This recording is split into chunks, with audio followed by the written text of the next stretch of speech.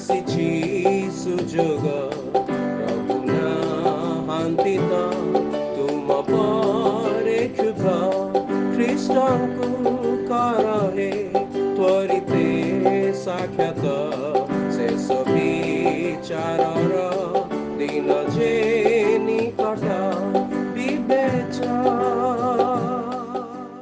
প্রিয় শ্ରୋତା ବନ୍ଧୁ ପ୍ରଭୁ ଯୀଶୁ ଖ୍ରୀଷ୍ଟଙ୍କ ବହୁମୂଲ୍ୟ ନାମରେ ଆପଣଙ୍କୁ ଶୁଭେଚ୍ଛା।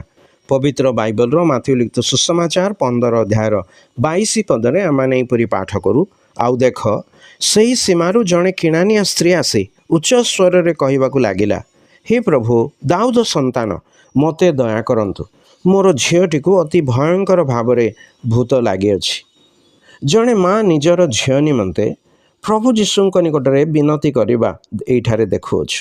ସେଇ ଝିଅକୁ ଭୂତ ବହୁତ ଉପଦ୍ରବ କରୁଥିଲା। ଏଥିପାଇଁ ସେ ମା ପ୍ରଭୁଙ୍କ କୃପା ବିନତି କରୁଅଛି। ସେ ନିଜର କୌଣସି ଯୋଗ୍ୟତା ବିଷୟ କହୁନଥିଲେ, ସେ କେବଳ ପ୍ରଭୁଙ୍କ କୃପା ପାଇଁ ବିନତି କରୁଅଛନ୍ତି। ସେଇ ଝିଅ ପାଇଁ ପ୍ରଭୁଙ୍କ କୃପା ମାଙ୍କ ପାଇଁ ମଧ୍ୟ ପ୍ରଭୁଙ୍କ କୃପା ଅଟେ। ସେଇ ଝିଅର ମଙ୍ଗଳ ମାତାଙ୍କ ନିମନ୍ତେ ମଧ୍ୟ ମଙ୍ଗଳ ଅଟେ। ପାପ ହେତୁ ମନୁଷ୍ୟ ଈଶ୍ୱରଙ୍କର ଶତ୍ରୁ ହୋଇଅଛି, ପୁଣି ଈଶ୍ୱରଙ୍କର ଦୟା, କୃପା, ଅନୁଗ୍ରହ ଓ ମଙ୍ଗଳରୁ ଦୂରୀକୃତ ହୋଇଅଛି।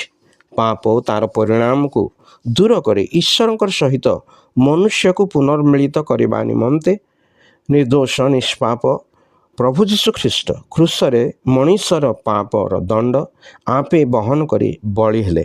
ତୃତୀୟ ଦିନରେ ମୃତ୍ୟୁରୁ ପୁନର୍ଥିତ ହୋଇ ମୃତ୍ୟୁ ଓ ପାପକୁ ପରାଜିତ କଲେ। ଯେପରି ଯିଏ କେହି ପ୍ରଭୁ ଯୀଶୁ ଖ୍ରୀଷ୍ଟଙ୍କଠାରେ ବିଶ୍ୱାସ କରେ ସେ ପରିତ୍ରାଣ ପାଏ, ପାପ ଓ ତା'ର ପରିଣାମରୁ ଉଦ୍ଧାର ପାଏ, ଈଶ୍ୱରଙ୍କର ସହିତ ପୁନର୍ମିଳିତ ହୋଇ ଈଶ୍ୱରଙ୍କର ସନ୍ତାନ ରୂପେ ଖ୍ୟାତ ହୁଏ। ପ୍ରଭୁଙ୍କଠାରେ ବିଶ୍ୱାସ ଦ୍ୱାରା ଆପଣ ମଧ୍ୟ ଯେପରି ତାହାଙ୍କ କୃପା ଓ ମଙ୍ଗଳ ପାଇବାର ଯୋଗ୍ୟ ହୁଅନ୍ତି, ଏଥିପାଇଁ ଆପଣଙ୍କ ପାଇଁ ଈଶ୍ୱରଙ୍କଠାରେ ଆମର ପ୍ରାର୍ଥନା।